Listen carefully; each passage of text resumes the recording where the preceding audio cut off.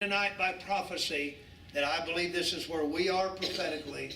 And if you'll give me another few minutes, I just want to hit a couple of points and then take you to the book of Psalms and put a nail in it. It says now, and it came to pass in chapter 7 that when the wall was built, that I had set the doors and the porters and the singers and the Levites were appointed. And he said, I gave my brother Hananiah and Hananiah, the ruler of the palace, charge over Jerusalem. For he was a faithful man. Let me say this to you pastors. Now, Brother Pete's here. We've got other men here. God never commits to talent. He always commits to character. Can I say that again? That's noteworthy. God doesn't, because a person is the most talented, doesn't always mean that you should commit to him. Right. But look for faithful men. Let that be the primary thing that we look for. And oh, I thank God that we have the dear faithful people of God. This work would not be here if it were not for faithful people. But God doesn't commit to talent. He commits to character. Let me say that again. God doesn't commit to talent necessarily. He commits to character. And if you're faithful, if we will remain faithful, the Bible said he'll make us ruler over many. Now we're living, and we're living in a parallel time here. Where the people believe the world, the work is done, and he feared the Lord, but he gave them instructions. And here's what he said, brother. And here's what the burden of my heart is tonight.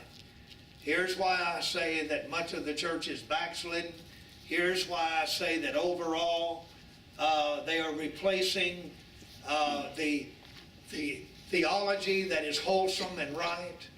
They are writing. You have to be careful with the translations that even you read.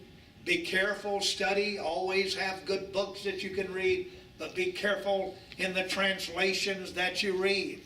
I preach and teach from the King James Version because I believe it's the most anointed version. Yes. Now, given the proper time, I can prove that. Not that there isn't other versions, but the 1611 was absolutely the one that I believe was right, because I believe that William Tyndale, if you go back and study history, you'll see that William Tyndale translated most of the portion that the King translators used, that the King James translators used. It come directly from William Tyndale's writings. Not only did I see that, but when they were killing this man at the stake, and when they were finally trying to take the life out of him, he said, "Oh, that the King of England's eyes might be open," as the flames engulfed him. Well, what was he doing? Like I told my Bible students in Tabernacle Bible College here, that I believe that man prophesied.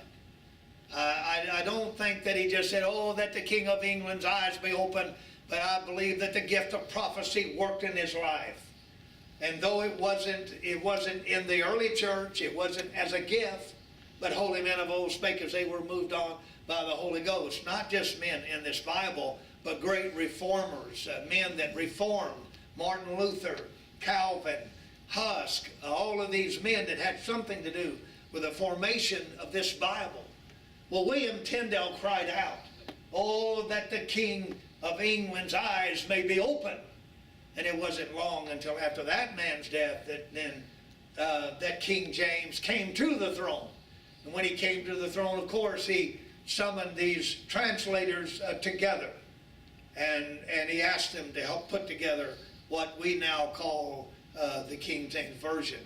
I believe it was anointed because man that was involved with it was anointed. And not only that, God backed it for so many hundreds of years before a lot of the other translations. So, and it's easiest to memorize. It's written that way so that you can memorize it.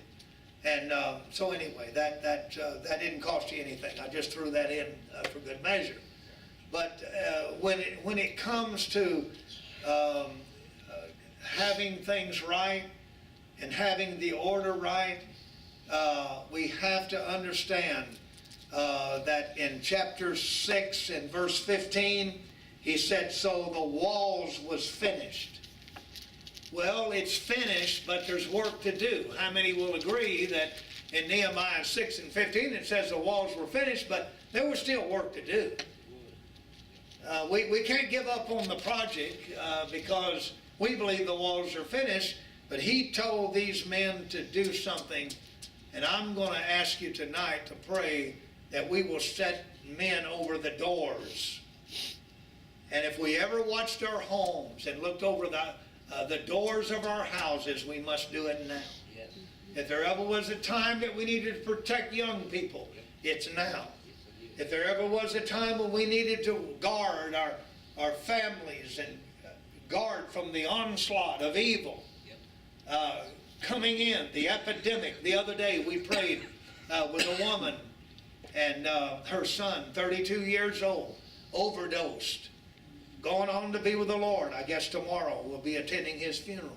He's the second son that died from an overdose. Just 3 years ago, this mother went through that heartache. Can you imagine the hole in her heart, Sister Bonnie?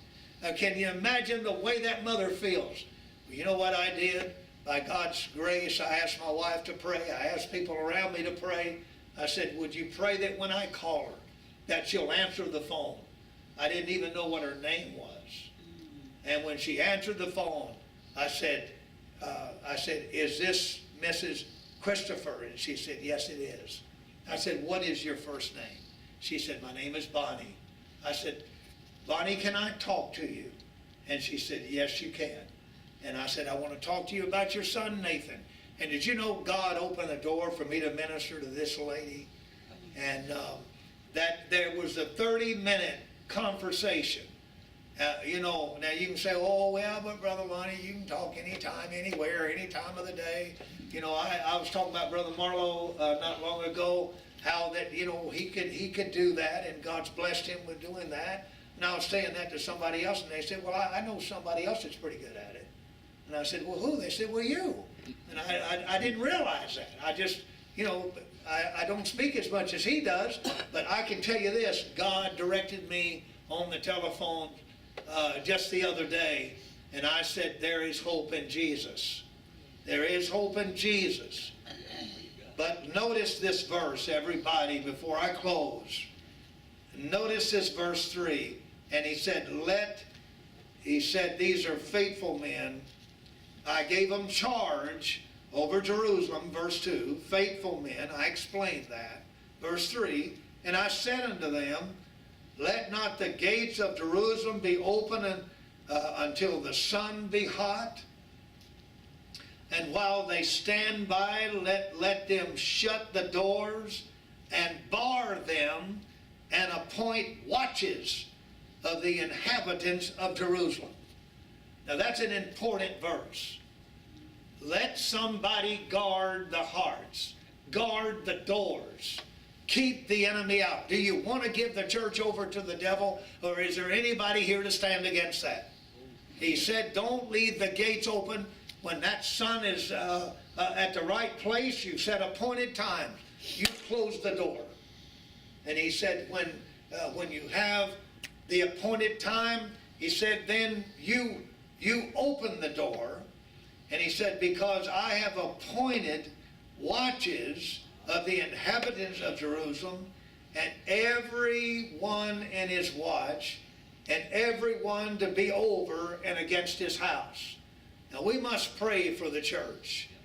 I take this as a warning. I want to challenge young men. I want to challenge people by faith to be more watchful. And how many will pray for the ministry to be more alert, not to be sleepy, but be alert. Yes. To keep the way, to keep the door.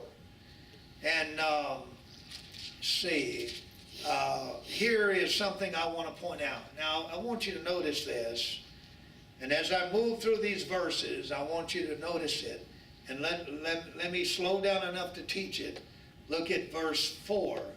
And the city was large and great, and the people were few, and the houses were not builded. And God put it in my heart. Now look at what he did. He said, and God put it in my heart to gather together the nobles and the rulers and the people, that they might be reckoned by genealogy. Now look up here at me. He'd already done that. They had already reckoned these people.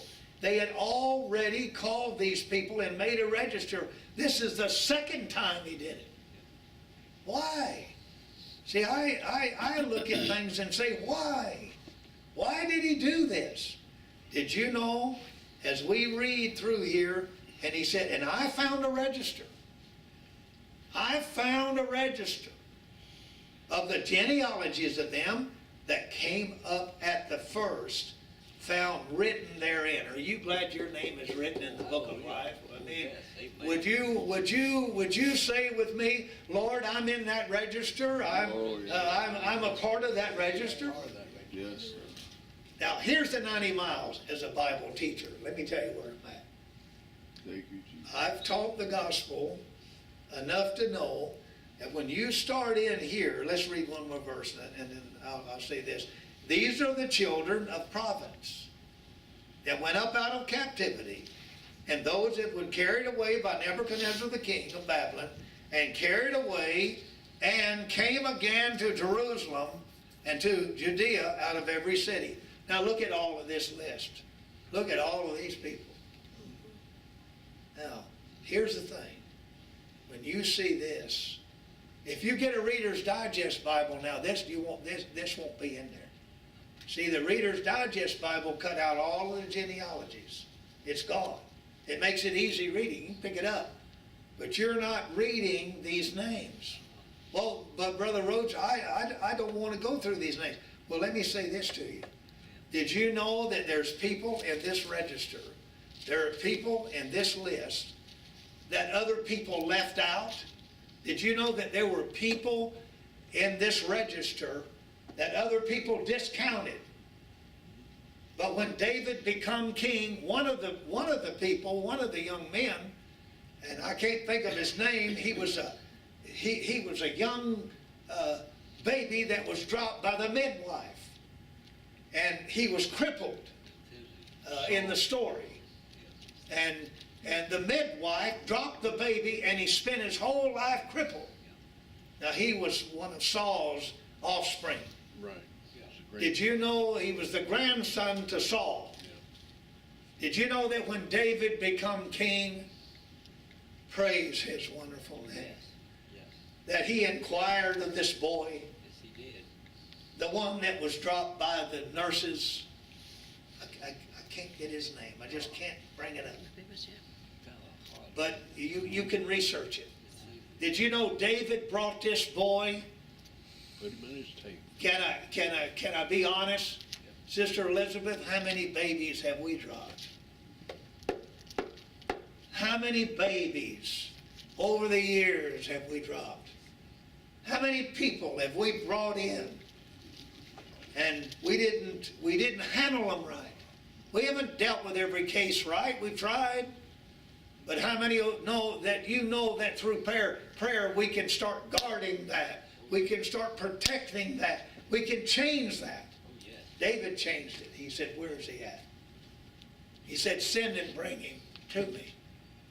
And he put him at the king's table.